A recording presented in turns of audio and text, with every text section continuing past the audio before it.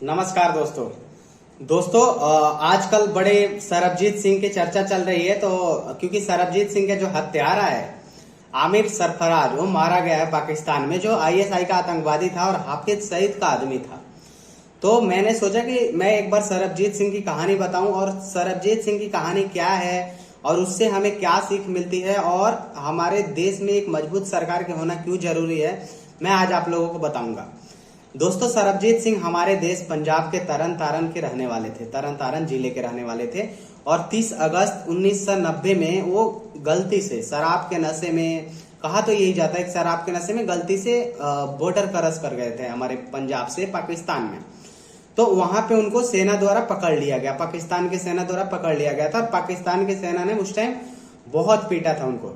दोस्तों, होता ऐसे है नॉर्मल कि अगर कोई गलती से सीमा लांघ दे, जैसे इंडियन लोग पाकिस्तान में चले जाए, पाकिस्तानी गलती से इंडिया में आ जाए, तो पूरी तरह से जांच वगैरह करके उनको छोड़ दिया जाता है। क्योंकि जब उनको लगता है कि ये जासूस नहीं थे, गलती से, सच्ची में गलती से हुआ है, तो छोड़ देते हैं। लेकिन सरबजीत के केस में ऐसा नहीं हुआ, क्योंकि उस टाइम की हमारी जो सरकार थी ना, वो मतलब उतना कुछ दिखाया ही नहीं कि सरबजीत के हमारे लिए जरूरी है, सरबजीत हमारे देश के आदमी हैं, उतनी एक्टिव ही नहीं हो पाई उनके लिए। तो पाकिस्तान को इसमें मौका मिल गया और वो एकदम शांत हो गए। सरबजीत को ले जाके जेल में डाल दिया। और आप सोच नहीं सकते, हमारे सरकार को, कांग्रेस की उस टाइम सरकार थी और इतनी कमजोर सरकार, ज्यादातर 2013 में सरबजीत की मौत हुई थी, मैं उसकी भी कहानी बताऊंगा आगे। तो उसके बीच में ज्यादातर टाइम कांग्रेस की सरकार रही और ये लोग पाकिस्तान से एक हमारे सरबजीत सिंह को वापस नहीं ला पाए थे। उसके लिए सरबजीत सिंह की बहन दिलजीत कौर थी, उन्होंने काफी लंबी लड़ाई लड़ी, लेकिन वो सफलता नहीं पाई। जाहिर सी बात है कि एक देश से कोई एक पार्टिकुलर आदमी, इंडिविजुअल आदमी लड़ाई नहीं लड़ सकता, उसके लिए देश को भी कुछ करना पड़ता है। हमारा देश उस समय भी मजबूत था, हमारे देश हर चीज में आगे था पाकिस्तान से और आज भी आगे है। लेकिन उस टाइम हमारी सरकार कमजोर थी, कांग्रेस की सरकार कमजोर थी, जो देश के इन लोगों को जान नहीं समझती थी। और इनको पाकिस्तान से इतना डर लगता था कि ये लोग पाकिस्तान से हमारे सरबजीत सिंह को मांगने की हिम्मत भी नहीं जुटा पाए थे। दोस्तों, बदनसीबी कहें या कांग्रेस की सरकार कहें, दोनों सेम ही समझ लो। ये लोग उस टाइम कुछ नहीं किया सरबजीत का। और 1990 से लेके और 2013 तक जेल में रहने के बाद सरबजीत को पॉलीथीन होता है ना, प्लास्टिक जो पन्नी होते हैं, उससे गला घोट घोट के मार दिया गया था सरबजीत को। और पीट पीट के मारा गया था आमिर सरफराज के द्वारा, जो आईएसआई का आतंकवादी हाफिज सईद का आदमी है। उसको 2 दिन पहले पाकिस्तान में किसी ने, अज्ञात ने मार दिया। उस अज्ञात को हम धन्यवाद करना चाहेंगे। लेकिन ये बदला बदला लेने में इतनी देर क्यों लग गई, इस पे हम बात करेंगे। उस टाइम हमारे कांग्रेस जैसी कमजोर सरकार थी, जो कि कभी भी, आज सोचो, या 1947 से ही कांग्रेस तुष्टीकरण की राजनीति में आगे रही है। उनको लगता था कि अगर पाकिस्तान पे कुछ बोलेंगे तो हमारे इंडिया के मुसलमान नाराज हो, भले मुसलमान नाराज हो या ना हो, लेकिन उनको ये लगता था और इस वजह से ये तुष्टीकरण करते रहे हैं। सोचो दोस्तों, जो आदमी बिना कुछ बेवजह गलती से शराब के नशे में चला गया हो, उसको एक आदमी एक सभ्य देश तो छोड़ ही देता है। हम मानते हैं कि पाकिस्तान एक इतना हरामी कंट्री है कि वो नहीं छोड़ा हुआ, लेकिन हम उस पर डिप्लोमेटिक दबाव देते तो जरूर छोड़ देता, क्योंकि हमारा देश उस टाइम भी मजबूत था पाकिस्तान से, सेना में भी मजबूत था, हर चीज में मजबूत था। हम 1999 का युद्ध जीत चुके थे, हम 1971 के भी युद्ध जीते हैं उनसे, बहुत जितने भी हमारे युद्ध हुए सब हम जीते हैं। तो हम मजबूत थे तभी। हमारे ऊपर बहुत पाकिस्तान निर्भर करता था, हमारे यहाँ से बहुत सारे सामान उसके यहाँ जाते थे। हम एक बार इंपोर्ट एक्सपोर्ट बंद कर देते तो उसकी कमर टूट जाती, लेकिन कांग्रेस की सरकार ने नहीं किया। 2013 में उनके मरने के बाद 2014 में बीजेपी की सरकार आई। दोस्तों, बीजेपी की सरकार आई तो आप लोगों को याद होगा, अभिनंदन को याद ही होगा, अभिनंदन हमला किए थे हमने पाकिस्तान के ऊपर। पाकिस्तान ने जब हमारे पुलवामा अटैक किया था, उसके बाद हमने हमला किया था, एयर स्ट्राइक किया था। उस एयर स्ट्राइक में सोचो, एक हमला करने वाला व्यक्ति अभिनंदन हमारे थे, हमारे जो कमांडर थे, वो पाकिस्तान में गिर गए थे। लेकिन उन पाकिस्तानियों को इतना डर था मोदी का कि उनको हाथ तक नहीं लगाए और एक दिन बाद हम लेके आ गए उनको, अभिनंदन को 2 दिन बाद। सोचो दोस्तों, ये क्यों लेके आ गए? क्योंकि हमारे देश एक मजबूत हाथों में था। उनको पता था कि अगर हम अभिनंदन के साथ कुछ गलत करेंगे तो हमारे पाकिस्तान का कितना बुरा हाल हो सकता है। दोस्तों, उस टाइम भी हम मजबूत थे जब कांग्रेस की सरकार थी, हमारा देश पाकिस्तान से मजबूत था और आज भी हम मजबूत है। जब नरेंद्र मोदी की सरकार है, हमारा पूरे एक्सपोर्ट इंपोर्ट बंद है, हमारा कुछ नहीं बिगड़ा, हमारा देश एकदम पटरी पे अच्छे से चल रहा है। लेकिन पाकिस्तान भिखारी हो गया, वो हमारे पैसे पे राज करता था और हमारे देश में ही हमले करता था, और ये सब करवाती थी कांग्रेस, क्योंकि ये कोई मजबूत जवाब देते नहीं थे, ये डरते थे पाकिस्तान से। कुछ भी होता था तो अमेरिका के पास जाते थे कंप्लेन करने। दोस्तों 2008 के बाद, 2008 में जो हमला हुआ आप लोगों को याद होगा, उतना भयानक हमला हमारे देश में कभी नहीं हुआ था। 2008 में हमले के बाद भी पाकिस्तान के ऊपर कुछ ना करना, कुछ एक्शन ना लेना, ये मनमोहन सिंह की कमजोरी थी। मनमोहन सिंह उस टाइम भी नहीं कुछ किए। अगर सोचो उस टाइम नरेंद्र मोदी की सरकार होती तो पाकिस्तान की क्या हाल हुआ होता। लेकिन ये लोग उस टाइम भी तुष्टीकरण की राजनीति, ये तो उस टाइम साबित करने में लगे थे कि ये हमला आरएसएस ने करवाया, ये उसमें लगे थे, ये देश के लोगों को बचाने में नहीं लगे थे। उसमें हमारे 266 निर्दोष लोग मारे गए थे।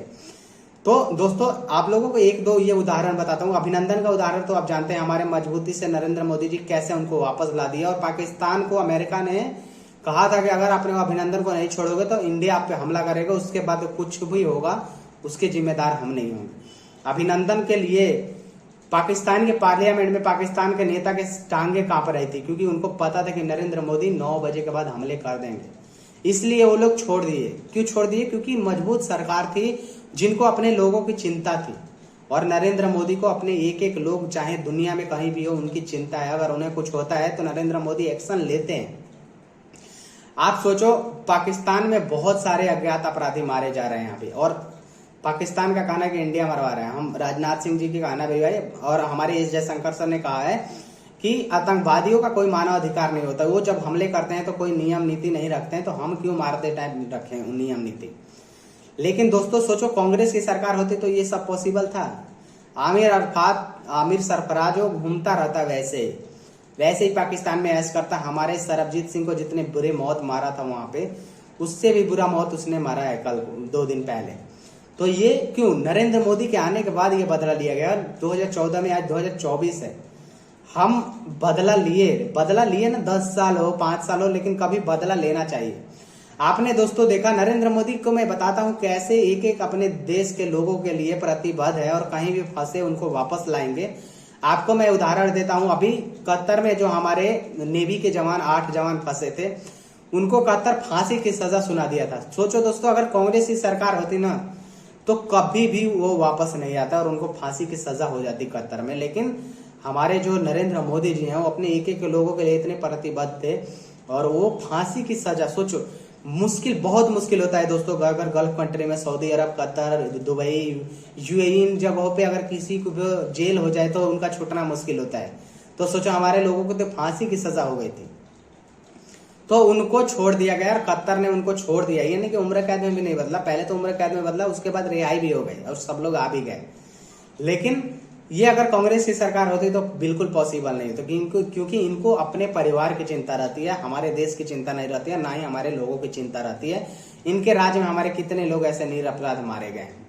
दोस्तों अभी ईरान से इजराइल का जो युद्ध चल रहा है, उसमें भी क्रूज के हमारे 17 मेंबर पकड़े गए थे, तो उनको भी छोड़ने के लिए ईरान ने बोल दिया है। ये हमारे डिप्लोमेसी का कमाल है, और हमारी स्ट्रॉन्ग पोजीशन अभी जो है हमारे देश का, उसका कमाल है। हमारे देश इतना स्ट्रांग है कि अगर उसको एक स्ट्रांग लीडर मिल जाए ना तो हमारा देश तरक्की करेगा, और यही हो रहा है। 2014 से हम कितने तरक्की कर रहे हैं, और हर चीज हमारे देश में एक स्टेबल हो गया है, क्योंकि हमने एक स्टेबल सरकार दिया है अपने लोगों को, और हमारे एक ऐसे सरकार, एक नरेंद्र मोदी जैसे मजबूत नेता को बनाए हैं जो नेशनलिस्ट हैं, जो नेशन फर्स्ट के बारे में सोचते हैं। इसलिए दोस्तों सरकार चुनते समय आप हमेशा ध्यान रखें कि हम सबसे पहले तो जिसको चुन रहे हैं वो नेशनलिस्ट हो, उसके लिए नेशन फर्स्ट हो, और वो अपने एक एक लोगों के लिए प्रतिबद्ध हो। नरेंद्र मोदी इन सब में निपुण है, और वो अपने देश को पहले रखते हैं। चाहे हमारे देश के लिए कुछ भी करना पड़े वो करते हैं, वो हर काम करते हैं जो हमारे देश के भला हो। और वैसे ही हमने विदेश मंत्री उन्होंने चुना है एस जयशंकर साहब, जो मतलब यूरोप जैसे देशों के आंखों में आंखें डाल के बात करना, इतनी तो कांग्रेस की हिम्मत ही नहीं थी किसी यूरोप के जवाब दे देना सामने से। तो दोस्तों ये फायदा होता है हमें एक मजबूत सरकार चुनने में, कि हमारे एक आदमी भी अगर कहीं फंस जाए तो वो वापस आ जाता है।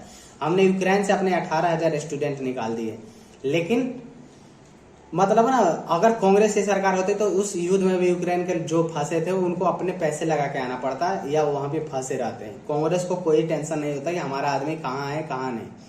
लेकिन नरेंद्र मोदी एक एक आदमी पे ध्यान रखते हैं। इसलिए आप सरकार चुनते समय, मेरा कहना यह है कि सरकार चुनते समय आप जरूर ध्यान दें। सरबजीत की कहानी बहुत दुखदाई है और दिल रोता है जब हम उनकी स्टोरी पढ़ते हैं।